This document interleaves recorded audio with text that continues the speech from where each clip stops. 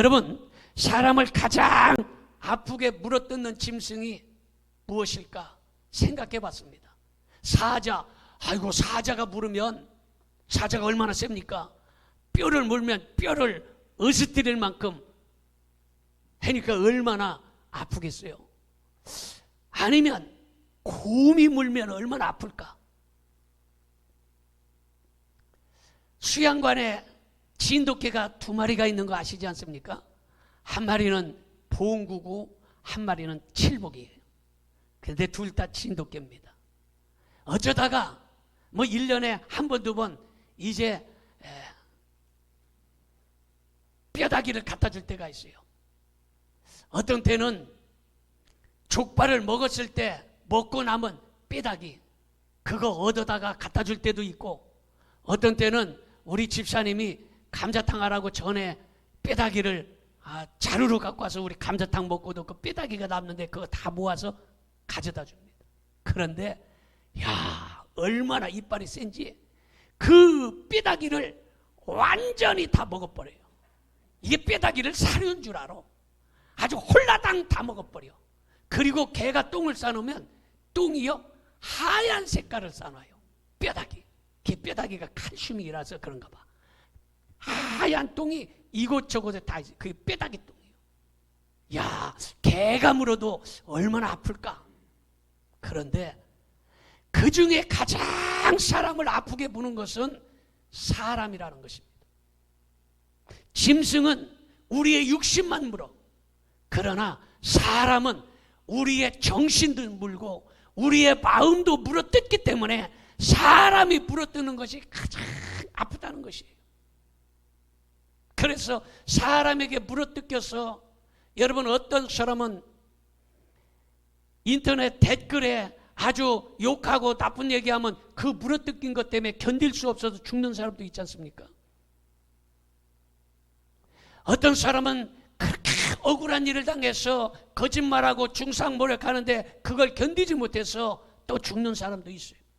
그만큼 사람이 물어뜯는 것은 사자, 곰, 개, 뭐 이런 것들이 물어뜯는 것보다 더 아프다라는 것입니다. 여러분, 꿀이 많으면 많을수록 벌과 나비는 모여들게 되어 있습니다. 인정과 사랑이 많으면 주위의 사람들이 모여드는 일들이 생겨나는 것입니다. 여러분, 병을 보면 병의 입구가 좁습니다. 병에다가 어떤 것을 따로 넣으려고 그러면 입구가 좁기 때문에 참 넣기가 매우 어렵습니다. 그래서 넣다 보면 줄줄줄줄 다 새요. 그래서 입구가 좁은 병에 무엇을 넣기 위해서는 깔때기가 필요합니다. 여러분, 우리의 마음은 병이 입구가 좁은 것처럼 매우 좁습니다. 그래서 다른 것들을 받아들이지 아니하고 은혜도 받아들이지 아니하고 친구들도 받아들이지 못하는데 우리의 입구를 열어야 되는데 열기가 쉽지가 않아. 그래서 우리는 은혜의 깔때기를 끼워야 되는 것입니다. 기도의 깔때기를 끼워야 되는 것입니다. 오늘도 말씀의 깔때기를 끼우고 우리가 많이 받아들일 수 있는 여러분들이 되기를 축원합니다. 여러분, 그래서 마음이 좁은 사람에게는 정을 줘도 정을 받지 못해요. 사랑을 줘도 사랑을 받지 못합니다. 왜냐하면 입구가 너무 좁기 때문이에요. 그러므로 우리는 입구가 좁지만 그러나 오늘 또 사랑의 깔때기, 은혜의 깔때기를 끼워서 넉넉한 마음을 가지시기를 축원합니다. 그런 말이 있어요. 음식을 버리는 것은 적게 버리는 것이다.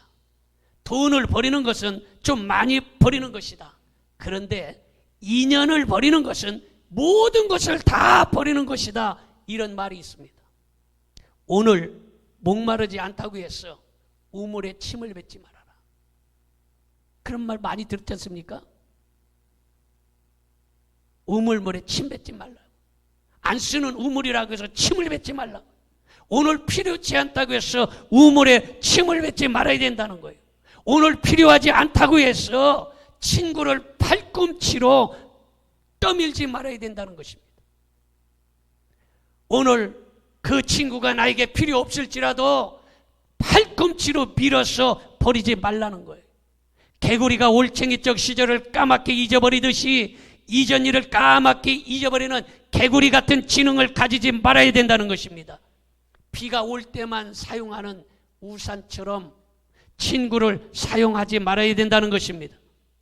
지금 당장 유익을 주지 못하는 사람이라 할지라도 무관심하지 말고 배신하지 말고 한 번 맺은 인연을 소중하게 간직할 수 있는 여러분들이 되기를 바랍니다. 한 번 맺은 인연, 한 번 맺은 이런 좋은 관계를 여러분 필요 없다고 버리고 필요 없다고 해서 침을 뱉어내지 말고 그걸 소중히 생각해야 된다는 거예요. 사무엘하 9장 13절에 보니까 그런 말씀이 있어요. 무비보셋이 항상 왕의 상에서 먹음으로 예루살렘에서 사니라. 그는 두 발을 다 절더라 했어요. 여러분, 발이 한쪽만 절어도 그거 참 얼마나 살기 어렵고 사람들에게 무시당하겠습니까? 그런데 두 발을 찔뚝거리고 두 발 다 전다는 거예요. 무비보셋이라는 사람인데, 그런데 이 무비보셋이 다윗 왕하고 매일 겸상했다는 거예요. 예전에는요, 왕이 이런 장애인, 장애우하고 밥을 먹지를 않았습니다. 예전에는. 그런데 이 두 발을 저는 무비보셋이라는 장애인을 데려다가 매일 같이 같은 밥상에서 다윗이 먹었다는 거예요. 그럼 무비보셋이 누구냐?